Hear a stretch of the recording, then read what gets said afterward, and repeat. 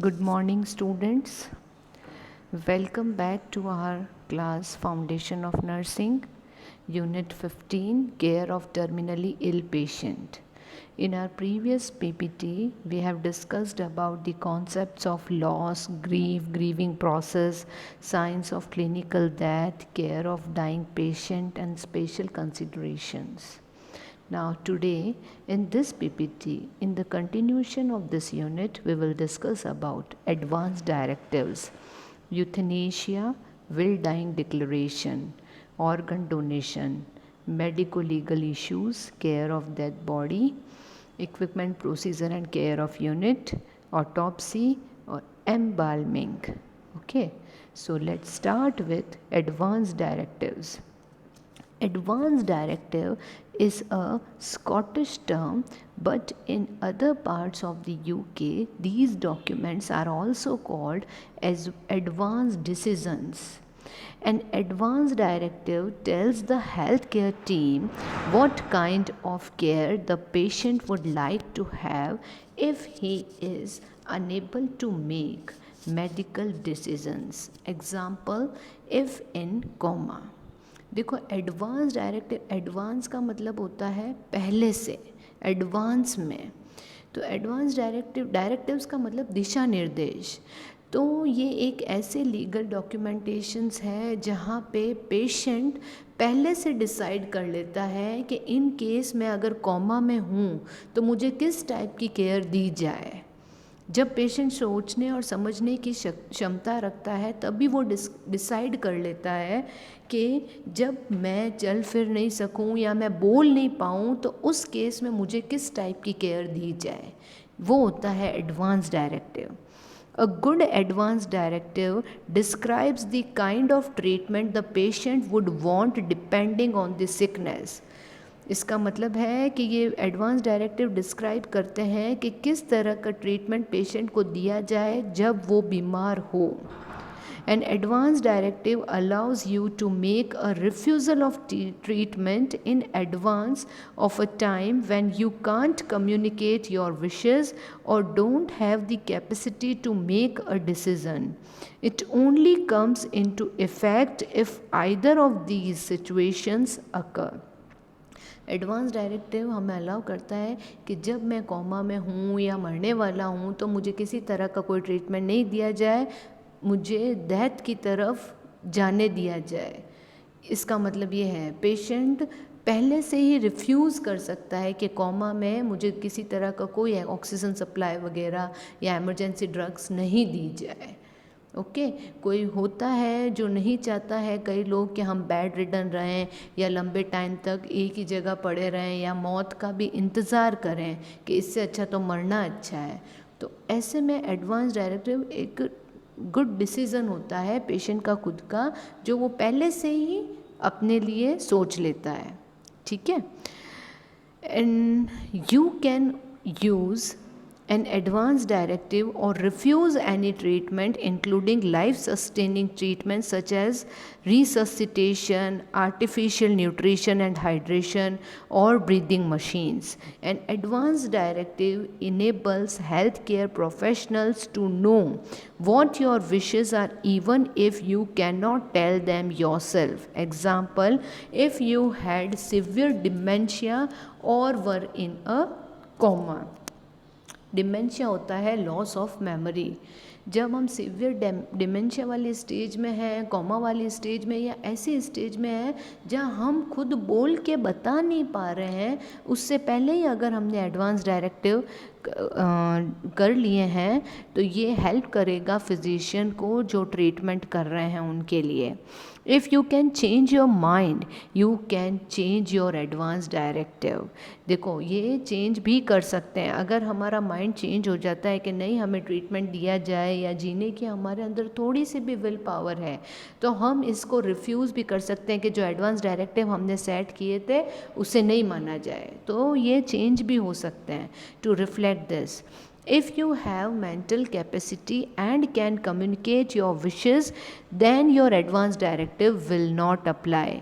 अगर आप bed ridden है लेकिन आप बोल पा रहे हैं, तब उस कंडीशन में आपके द्वारा जो सेलेक्ट किए हुए एडवांस डायरेक्टिव है वो मान्य नहीं होंगे। ओके अगर पेशेंट कम्युनिकेट कर पा रहा है, अपनी विश बता पा रहा है, तो जो पेशेंट उस वक्त बोल रहा है उस पर यकीन किया जाएगा।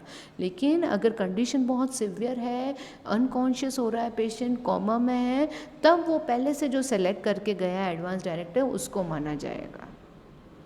An advanced healthcare directive is a generic form for a document that instructs other about your medical care should you be unable to make decision on your own.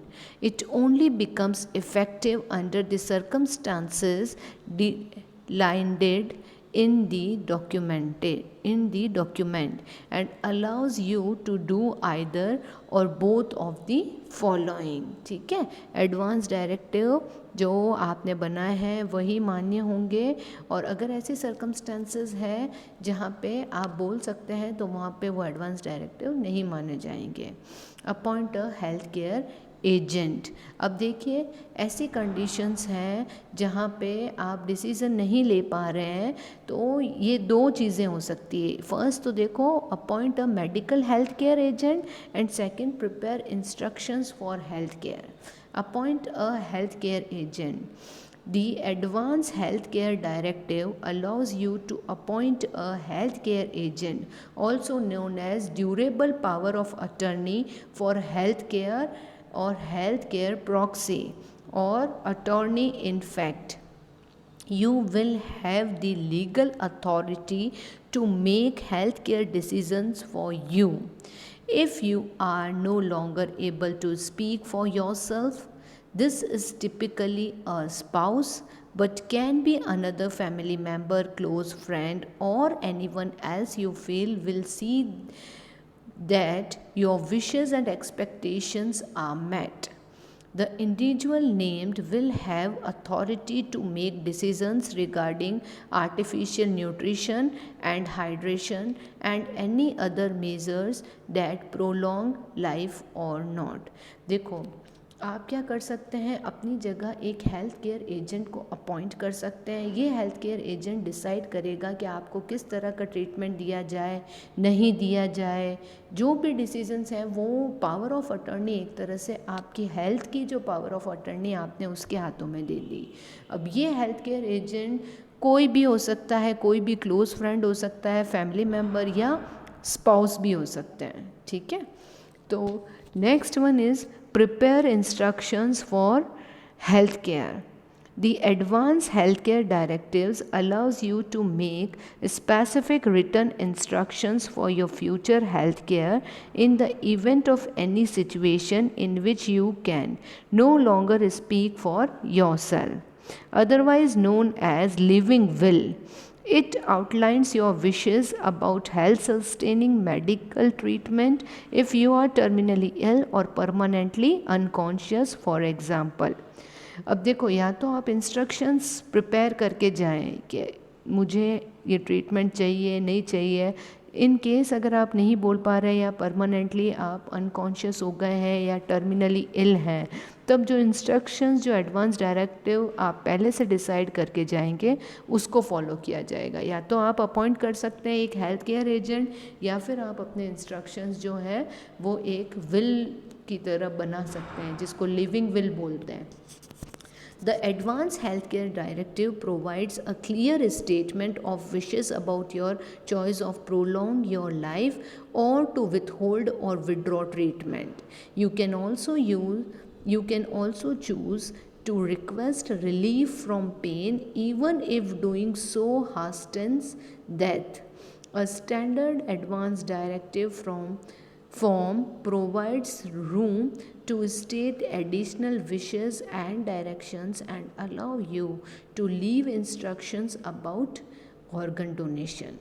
देखो एडवांस डायरेक्टिव में ही अगर आपको बहुत ज़्यादा पेन हो रहा है लेकिन आपको पेन किलर देना आपकी हेल्थ के लिए सही नहीं है, अगर ऐसी कोई कंडीशन है तो आप चाहें तो वो पेन किलर जो है वो इंजेक्ट करवा सकते हैं। ये आपकी लाइफ जो है वो आपके डिसीजंस खुद के होने चाहिए अपनी लाइफ के लिए, कि जो मेरे लिए सही है वो करो, या आपको उस वक्त लगता है कि नहीं मुझे इस पेन से रिलीफ चाहिए, तो जो भी आप चाहते हैं अपनी हेल्थ के बारे में डिसाइड कर सकते हैं, ठीक है। और इसमें जैसे ऑर्गन डोनेशन की बात है, तो आफ्टर डेथ अगर आप चाहते हैं कि मैं ऑर्गन डोनेट करूं अपने, तो वो भी आप एडवांस डायरेक्टिव्स में मेंशन कर सकते हैं। So students, this is all about advance directive. Next one is importance of an advance health care directive. क्या इम्पोर्टेंस है इसकी, कहाँ ज़रूरत पड़ गई? While most people would prefer to die in their own homes, the norm is still for terminally ill patient to die in the hospital, often receiving ineffective treatments that they may not really want. Their friends and family members can become embroiled in bitter arguments about the best way to care for patient and consistently miss sharing the final stage of life with their loved one. Also, the opinions and wishes of the dying person are often lost in all the chaos. देखो क्या होता है कि last time में hospital में ये rule नहीं है कि टर्मिनली इल पेशेंट है, अब हमें पता है उसकी डेथ होने वाली है, ये ज़्यादा नहीं जिएंगे, लेकिन हॉस्पिटल का जो प्रोटोकॉल है हम उनको ऐसे ही नहीं छोड़ सकते, हमने उनका फाइनल, जब तक डेथ नहीं हो जाती है हमें उनका ट्रीटमेंट करना पड़ेगा। लेकिन होता क्या है कि लास्ट टाइम में जो फैमिली मेम्बर्स हैं, जो लव वन हैं, जो फ्रेंड्स हैं, वो उनके पास रहना चाहते हैं। हॉस्पिटल में हम लोग अलाउड ही नहीं करते हैं कि कोई पास में नहीं जाएगा।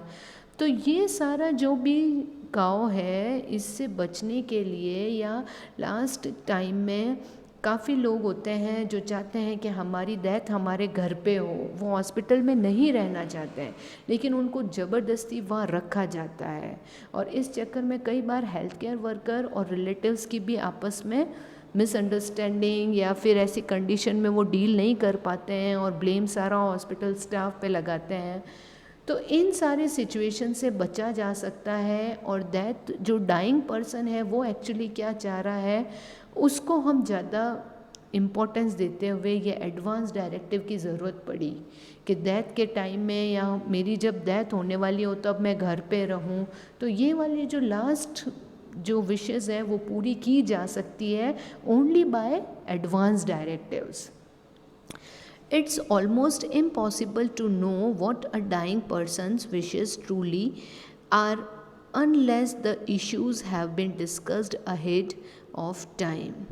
Planning ahead with an advanced healthcare directive can give your principal caregiver, family members, and other loved one peace of mind when it comes to making decisions about your future healthcare. It lets everyone know what is importance to you and what is not. Talking about death with those close to us is not about being glooish or giving up on life, but a way to ensure greater quality of life even when faced with a life limiting illness or tragic accident. When your loved ones are clear about your preferences for treatment, they are free to devote their energy to care and compassion. यही होता है कि last time में ये almost impossible होता है, हम नहीं पता लगा सकते हैं कि जो डाइंग पर्सन है वो एक्चुअली क्या चाहता है। तो एडवांस डायरेक्टिव में अगर वो पहले से डिसाइड कर ले तो सबके माइंड में क्लियर रहता है, और उसके फ्रेंड्स और फैमिली मेम्बर्स के भी माइंड में ये चीज़ क्लियर रहेगी कि लास्ट टाइम में इनकी इच्छा है कि इनकी डेथ इनके घर पे हो। तो क्या है कि वो भी अपनी सारी एनर्जी उनकी केयर पे और उनकी जो क्वालिटी ऑफ लाइफ है उसको बढ़ाने में लगाएंगे। Okay, so advance directive is very important, और ये पहले से ही अगर डिसाइड कर लिया जाए कि जो डाइंग पर्सन है वो एक्चुअली क्या चाहता है, तो ये सबके लिए अच्छा होगा, और जो डाइंग पर्सन है वो एक पीसफुल डेथ की तरफ जाएगा। Okay, next one is euthanasia. Euthanasia का मतलब होता है mercy killing. Okay, mercy killing या गुड डेथ। अगर कोई डाइंग पर्सन है और वो एक अच्छी पीसफुल डेथ की तरफ जाए तो उसको बोलते हैं यूथेनेशिया। देखो, euthanasia literally means good death. It is basically to bring about the death of a terminally ill patient or a disabled. Generally, the word euthanasia is defined as the act or practice of painlessly putting to death or withdrawing treatment from a person suffering an incurable disease। अगर कोई disable person है या उसको ऐसी कोई disease है जिसका cure नहीं है, तो हम उस पेशेंट को एक पीसफुल डेथ दे दें तो वो उसके लिए अच्छा है, उसको कहते हैं euthanasia. From the definition, one can say that euthanasia is an unethical act as much as it is a great sin for those who strongly believe in God.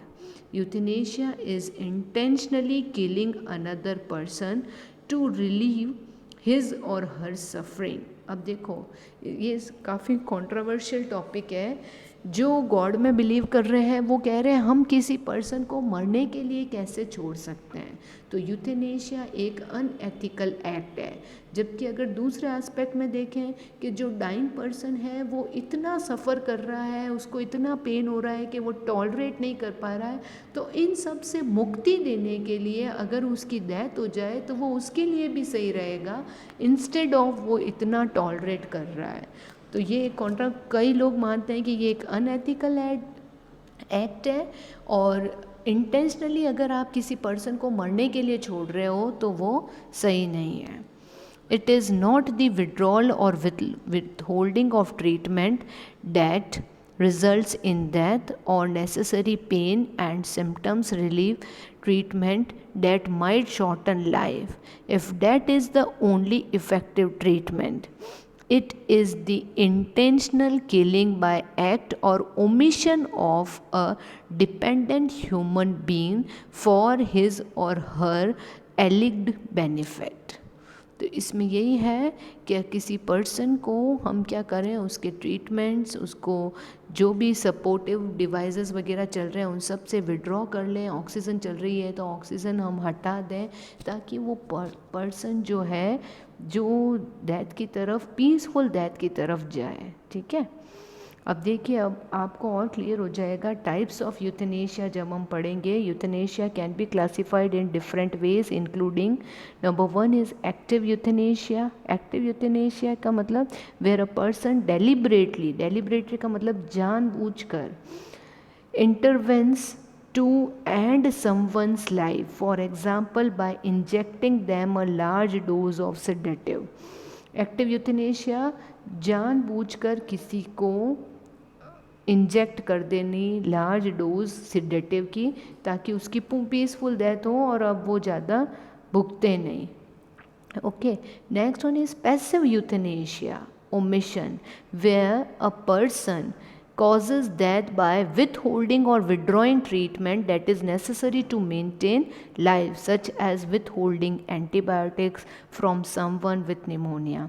Passive euthanasia में हम उसका ट्रीटमेंट जो है वो hold कर देते हैं, जैसे एंटीबायोटिक्स इंजेक्ट करना बंद कर देते हैं, तो ये वो क्या होगा, धीरे धीरे डेथ की तरफ बढ़ेगा। Voluntary euthanasia, where a person makes a conscious decision to die and ask for help to do this। voluntary euthanasia में जहाँ पेशेंट खुद बोलता है कि अब मुझे जो है मरने दिया जाए, मुझे किसी भी तरह की कोई ट्रीटमेंट की ज़रूरत नहीं है। Non-voluntary euthanasia, where a person is unable to give their consent, for example because they are in coma or are severely brain damaged, and other persons take the decision on their behalf, often because the ill person previously expressed a wish for their life to be ended in such circumstances।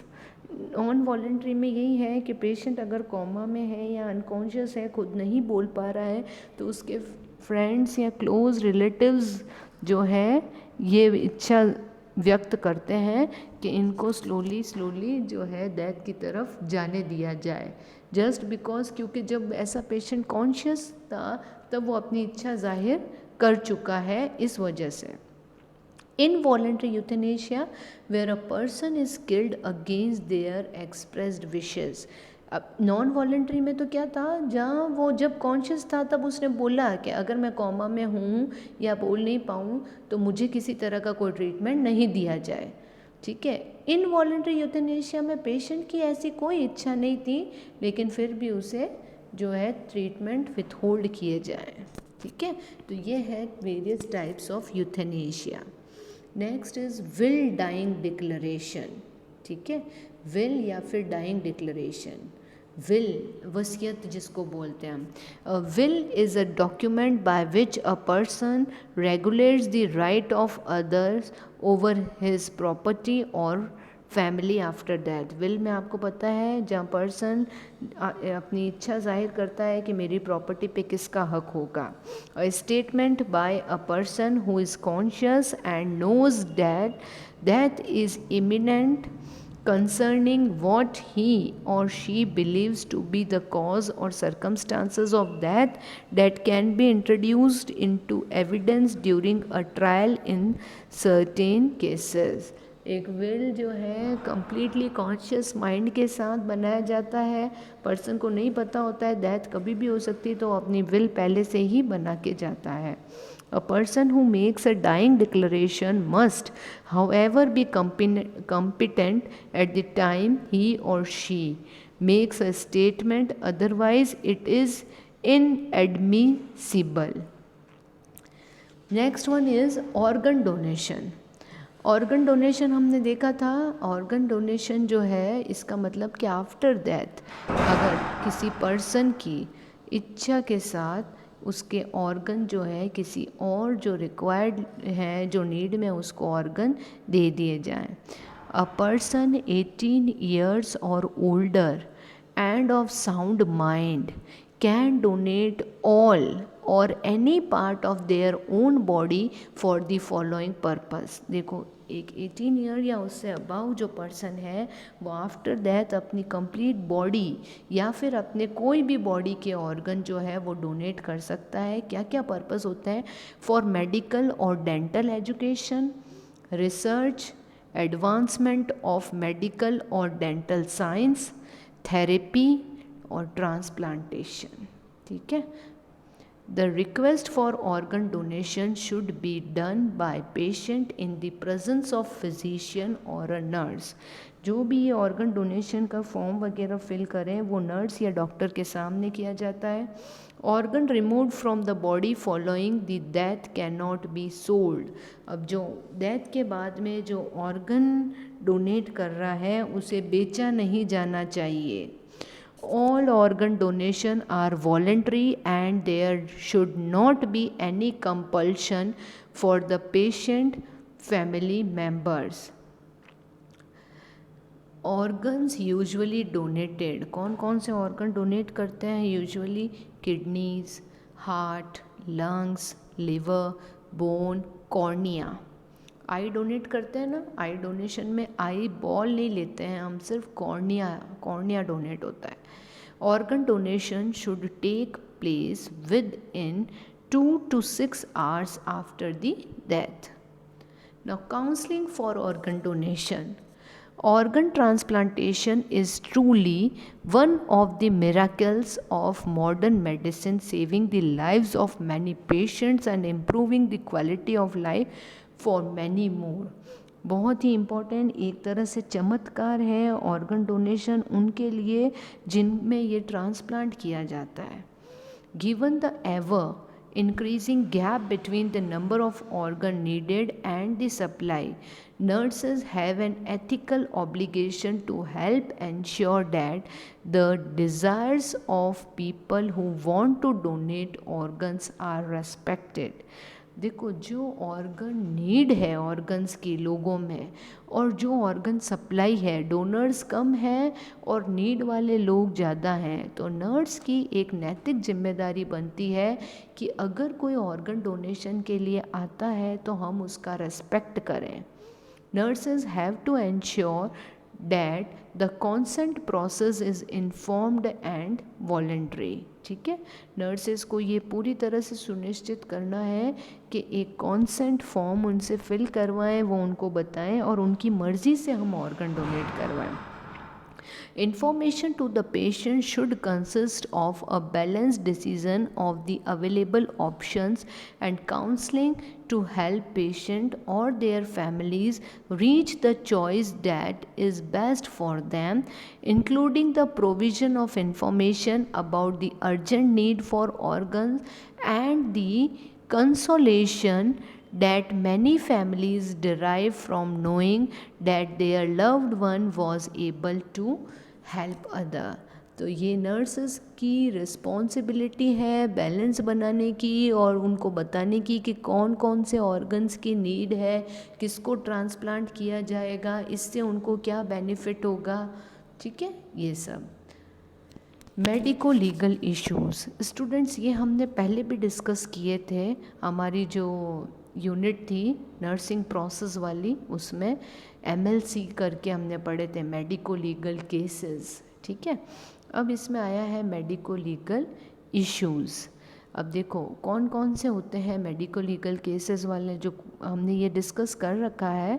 Again देख लेते हैं एक बार. Abuse of children, elderly and spouse, drug related injury, unknown cause of death, suicide, violent death, poisoning, accident, suspicion of criminal action. ये सारे cases कौन से हैं? MLCs वाले हैं, मेडिको लीगल केसेस हैं. इसमें रोड ट्रैफिक एक्सीडेंट्स वगैरह वो सब भी आते हैं. ऑब्टेन डेथ रिपोर्ट्स, इनकी अब नर्सेज की क्या क्या रिस्पॉन्सिबिलिटी है कि डेथ रिपोर्ट्स लें. Do investigation the natural death and infant or child death. Conduct post-mortem, sexually assault, child abuse examination. Collaborate with organ, tissues, procurement agencies. Provide link between pathologist and lay investigative staff. Normally, only uninformed officers attend the natural death scene. Understand subtle signs of abuse and neglect. Collaborate with pathologists to determine the appropriate medical records. Review medical records once received. Obtain follow-up information. So these are the nursing responsibilities in medico-legal issues. Now next, this is the most important topic, that is care of unit after death. अब death के बाद में हमें क्या करना है, उसके बाद में हम care of death body भी पढ़ेंगे इसमें. Inform the nurse in charge and inform the medical staff of the patient's death. सबसे पहले death होते ही हमें inform करना है staff को और in charge को. In case of an unexpected adult death, a registered nurse deemed competent by the trust may confirm death. Okay, उस अगर एक्सपेक्टेड डेथ हुई है तो हमें उसको कंफर्म करना है. Confirmation of death must be recorded in the patients health care record, और कंफर्मेशन को हमें रिकॉर्ड करना है. N unexpected death must be confirmed by the attending medical officer, and if confirmed the service manager should be contacted or duty manager out of hours. Incident form to be completed. अब देखो एक कोई unexpected death हुई है तो उसके confirmation के लिए हमेशा मेडिकल ऑफिसर, ओके, डॉक्टर ही कंफर्म करेगा डेथ की. अब आपको पता है साइंस क्या क्या देखेगा, वो प्यूपिल्स डायलेट, पल्स एब्सेंट है ना, और हार्ट पंप नहीं, ये सारी बॉडी में रेस्पिरेशन है, नो ब्रीथ वगैरह. तो ये सारे साइंस होंगे किसके, क्लिनिकल डेथ के. तो कंफर्मेशन हमेशा मेडिकल ऑफिसर करेगा. और अनएक्सपेक्टेड डेथ हुई है तो एक इंसिडेंट फॉर्म होता है हॉस्पिटल में, वो फिल करते हैं. Inform the patients relative, next of kin of the patient's death. Ensure that this is handled in a sensitive and appropriate manner with as much privacy as possible. अब देखो हमें क्या करना है, रिलेटिव्स को, जो क्लोज़ रिलेटिव है उनको अच्छे से सेंसिटिव और एप्रोप्रिएट मैनर में इन्फॉर्म करना है, ठीक है। और इस बात को हमें ऐसे नहीं है कि वहाँ पे सब सारे रिलेटिव्स इकट्ठे और वहाँ जाके बोल दें, किसी एक को अच्छे से साइड में लाके और एक जने को इन्फॉर्म करना है, ठीक है, ताकि इस सिचुएशन को हैंडल किया जा सके। Ask if the relatives wish to see the chaplain or an appropriate religious leader or other appropriate person to the person's faith or ethnic origins that need to be attended to immediately। ये हम foreign technique के according पढ़ रहे हैं, तो अगर उनकी इच्छा है कि हमारे कोई पादरी वगैरह या पुजारी या फिर कोई रिलीजियस कुछ रिचुअल्स वो परफॉर्म करना चाहते हैं तो उन्हें करने दिया जाए। If relatives are in hospital, ask if they wish to assist with the last offices and or if they have any particular wishes regarding the procedure. If the relatives are not in hospital, ask if they wish to view the body on the ward or at a later date. Assemble required equipments, wash hands and put on disposable gloves and apron. Any injuries sustained while carrying out the procedure on the decreased must be reported through the trust risk system and follow the trust sharp and inoculation management procedure. Lay the patient on their back with one pillow in place. Adhere to the moving and handling policy. Straighten the patient's limb if possible and place their arms by their sides. Gently close the patient's eyes if open by applying light pressure for 30 seconds. If corneal or eye donation to take place, close the eyes with gauze moistened with normal saline. देखो अब क्या करना है, हमें patient को सीधा लेटा, जो डेथ बॉडी है, जो पेशेंट जिसकी डेथ हो रखी है उनको सीधा लेटाना है, उसके हैंड स्ट्रेट करने हैं, लेग स्ट्रेट करने हैं, आर्म्स जो है उसकी साइड की तरफ ही रखने हैं, हमें आइज़ जो है वो क्लोज़ कर देनी है। अगर आई डोनेशन वाला पेशेंट था तो हमें क्या करना है, नॉर्मल सलाइन वाला गॉज पीस उसके आइज़ पे रखने हैं, ठीक है। डू नॉट अप्लाई टेप, किसी भी तरह की टेप नहीं लगानी है, हमें आइज़ पे गॉज एनएस में डिप किया हुआ लगाना है। If syringe driver in situ, disconnect and remove battery in cases where there is no referral to the coroner. Required infusions can be discontinued and infusion lines, cannulate, drainage and other tubes can be removed if referred to the coroner. Endotracheal tubes, catheters and infusion lines should remain in situ. Discard all shafts into a sharp bin as per trust shafts and inoculation management procedure, ठीक है। अब हमें क्या करना है, सारे जो disconnect कर देने हैं, सारे ट्यूबिंग्स वगैरह इन सब को हटा देना है। Place a receiver between the patient's leg and drain the bladder by pressing on the lower abdomen. Pads and pants can be used to absorb any leakage. हमें क्या करना है, अगर ब्लैडर फुल है तो लोअर अब्डोमेन पे थोड़ा सा प्रेशर देके ब्लैडर को एम्प्टी करना है और पैड्स और पैंट्स जो है वो अप्लाई करना है ताकि किसी भी तरह का लीकेज हो तो अब्जॉर्ब कर ले। Exuding wounds should be covered with absorbent gauze and secured with an occlusive dressing. अगर किसी भी तरह का कोई घाव था बॉडी पे तो वहाँ से भी लीकेज शुरू हो जाता है, तो उसे भी हमें कवर करना है। Wash the patient if necessary unless requested not to do so for religious cultural reasons or patient has died in suspicious circumstances, ठीक है। अब हमें क्या करना है, पेशेंट की बॉडी को वॉश करना है और ज़रूरी है तो, और अगर नहीं ज़रूरी है या सस्पिशियस सर्कमस्टांसेस में तो बॉडी पोस्टमार्टम में जाएगी तो उसको वॉश नहीं करना है। It may be important to the family and carers to assist while washing, thereby continuing the care given to the patient in the period before death. तो हो सकता है जो फैमिली मेम्बर वगैरह हैं तो उनको भी इन्वॉल्व कर लें आप. Clean the patient's teeth and gums using a moistened, soft, small-headed nylon toothbrush and or suction to remove any debris and secretions. Clean any dentures and replace them in the mouth. A small pillow or rolled up towel placed under the patient's chin may help to keep the jaws closed and teeth in situ. इसका मतलब है कि अगर किसी भी तरह के artificial teeth, dentures या बत्ती अगर पेशेंट के लगी हुई है तो आप उसको रिमूव कर लें. पेशेंट के जो जॉज हैं उसको क्लोज रखें, उसका मुंह बंद कर दें.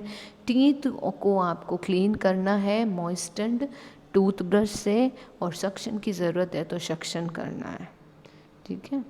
Tidy the hair as soon as possible after that and arrange into the preferred style. Patient should not be shaved. Usually a funeral director will do this. Some faiths prohibit shaving. Remove all jewelries in the presence of another nurse unless requested by family to do so otherwise. Any jewelry removed must be documented on a property form and placed in the hospital safe until collected by the family. Wedding rings may be left in situ and tabbed in place. Any jewelry remaining on the body should be documented on the identification card accompanying the patient to the mortuary or undertaker. Patient की dead body पे किसी तरह की कोई jewellery नहीं होनी चाहिए. उसे हटाते वक्त अटेंडेंट पास में हो, उसको डॉक्यूमेंट करके फिर हैंड ओवर करना है. और अगर रिलेटिव्स नहीं चाहते हैं कि इसे हटाया जाए तो नर्स जो है उसे नहीं रिमूव करना चाहिए. और पेशेंट के साथ में रिलेटिव्स को भी लेके जो बॉडी है उसको वार्ड से कहाँ ट्रांसफ़र करते हैं? Mortuary. Record all property in the patient property book and pack in a labeled property bag, keeping secure until collected by the family. Pack personal property showing consideration for the feelings of those receiving it. Discuss the issues of soiled clothes sensitively with the family and ask whether they wish them to be disposed of or returned. ठीक है.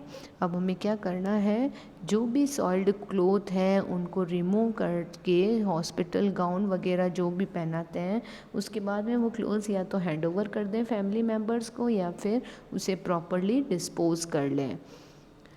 Unless a specific request has been made by the family for alternative clothes, the patient should be dressed in the hospital gown.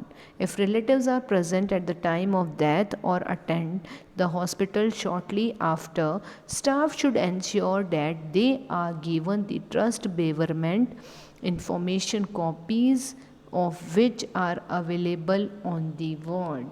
Okay. Relatives should be told to contact the relevant trust officer who supports the bereavement or the patient's GP to collect the death certificate. तो अगर relatives present नहीं है, patient की death हो रखी है, तो उनके प्रेजेंट होते ही नर्स की रिस्पॉन्सिबिलिटी है कि वो उन्हें इन्फॉर्म करें. और रिलेटिव्स के आते ही जो डॉक्यूमेंटेशन है, कॉज ऑफ डेथ है, वो सब कुछ बताते हुए डेथ सर्टिफिकेट के लिए भी पेशेंट के रिलेटिव्स को इन्फॉर्म करना है. Label one wrist and one ankle with an identification band containing the following information. हमें क्या करना है, हैंड पे और एंकल पे आइडेंटिफिकेशन बैंड लगाना है और उस पर क्या लिखा हुआ होना चाहिए? Full name, NHS number, hospital serial number and date of birth. Complete patient identification card and notification of death book clearly in capital.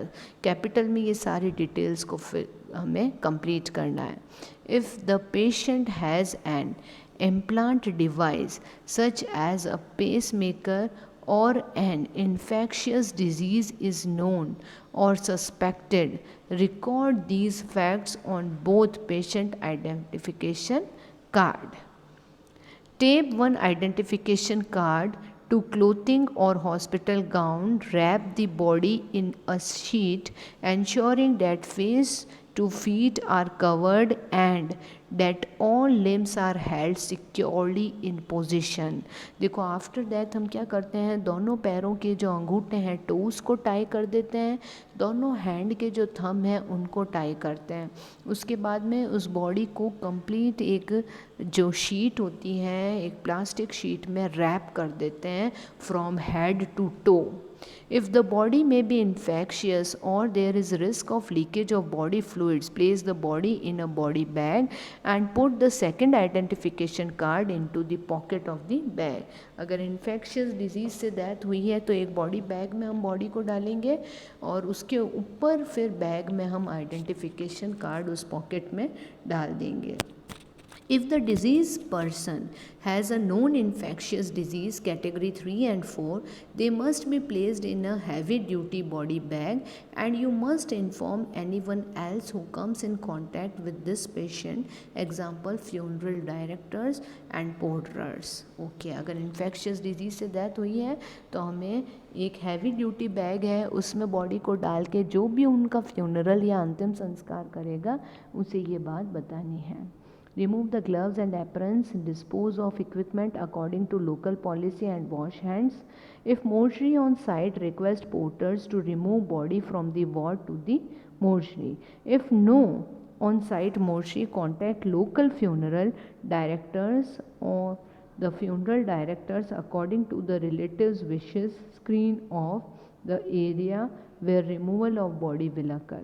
अगर मोर्चरी वार्ड के पास में है तो हमें बॉडी को मोर्चरी में शिफ्ट करना है और अगर मोर्चरी वार्ड के पास में नहीं है तो डायरेक्ट फ्यूनरल प्लेस पे बॉडी को ले जाया जाएगा। फिर बॉडी को जहाँ से हटाया है उसको अच्छे से क्लीन किया जाएगा।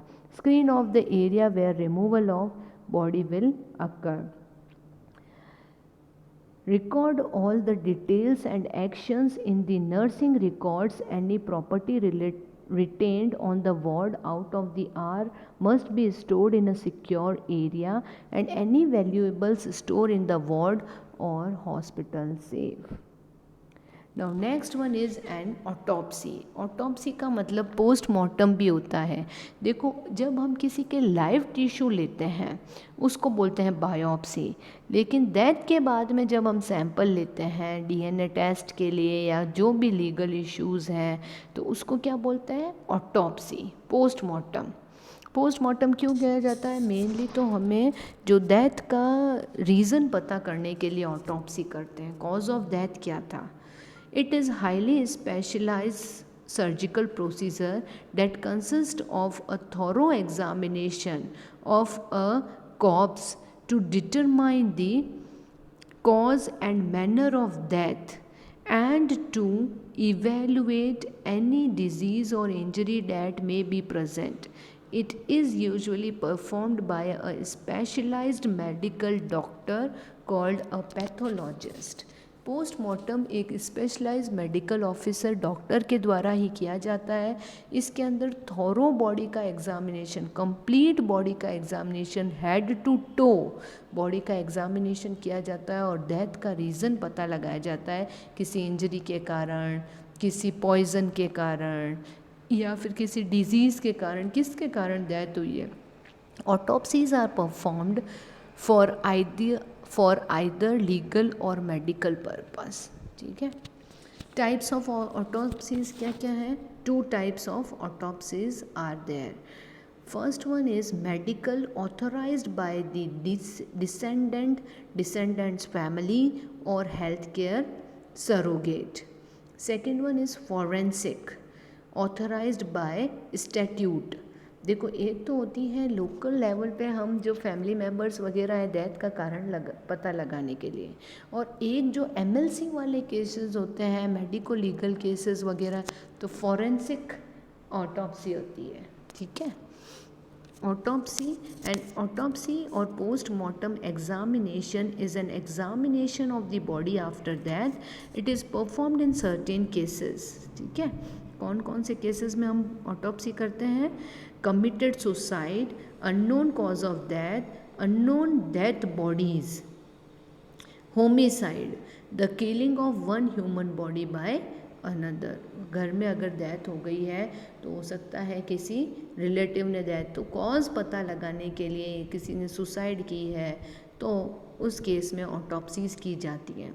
The organ and tissues of the body are examined to establish the exact cause of death to learn more about a disease.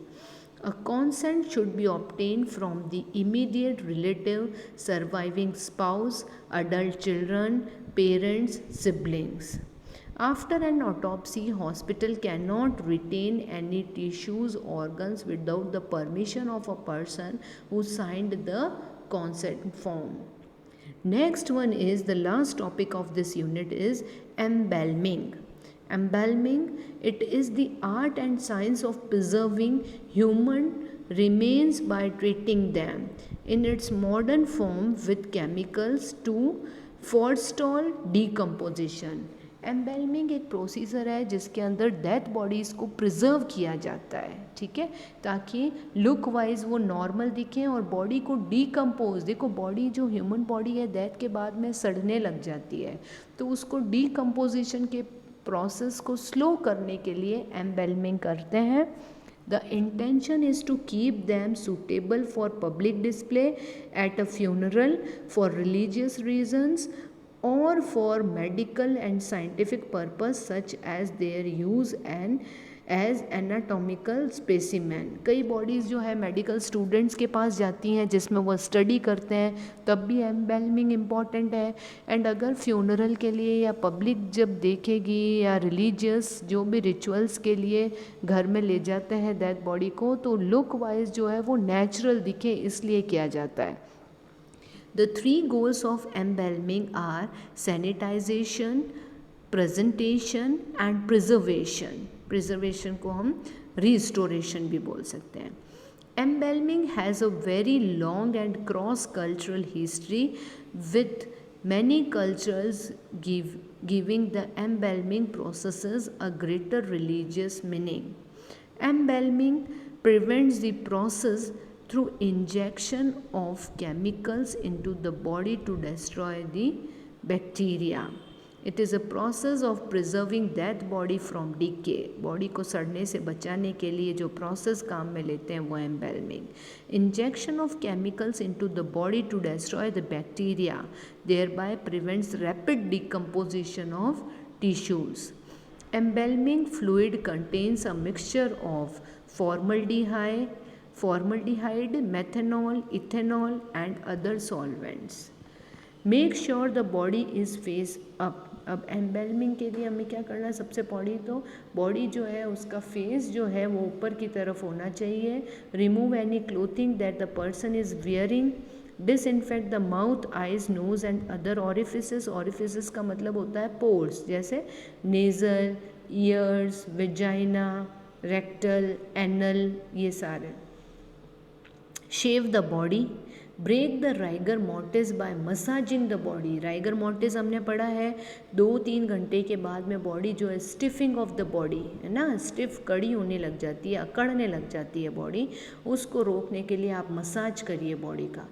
Setting the features, क्या क्या करना है? क्लोज करिए, close the eyes, close the mouth and set it naturally. Moisturise the features. Small amount of cream should be used on eyelids and lips. Cascating the body. Process of embalming, क्या क्या करते हैं? Embalming fluid is injected into the arteries of the deceased during the embalming. Many other body fluids may be drained or aspirated and replaced with the fluid as well. The process of embalming is designed to slow decomposition of the body. The actual embalming process usually involves 4 parts. क्या क्या होता है embalming? arterial embalming, which involves the injection of embalming chemicals into the blood vessels, usually via the right common carotid artery. Blood is drained from the right jugular vein. Next one is cavity embalming, the suction of the internal fluids of corpse and the injection of embalming chemicals into the body cavities, usually as aspirator and trocar. Hypodermic embalming, the injection of embalming chemicals under the skin as needed. Surface embalming, which supplements the other methods, especially for visible injured body parts. ठीक है, तो ये सारे parts, ये process है एम्बेलमिंग के. Arterial एम्बेलमिंग, arteries के through हम क्या करते हैं, इंजेक्ट करते हैं केमिकल्स. कैविटी एम्बेलमिंग, कैविटी के अंदर हम इंजेक्ट करेंगे केमिकल. हाइपोडर्मिक के अंदर क्या होगा, स्किन के अंडर इंजेक्शन लगाना. सरफेस का मतलब बॉडी के ऊपर, ऊपर से, ताकि वो नेचुरल दिखे. So student, this is all about this unit. Thank you so much. आप इसे दोबारा पढ़िएगा and prepare your notes. Stay safe. Thank you.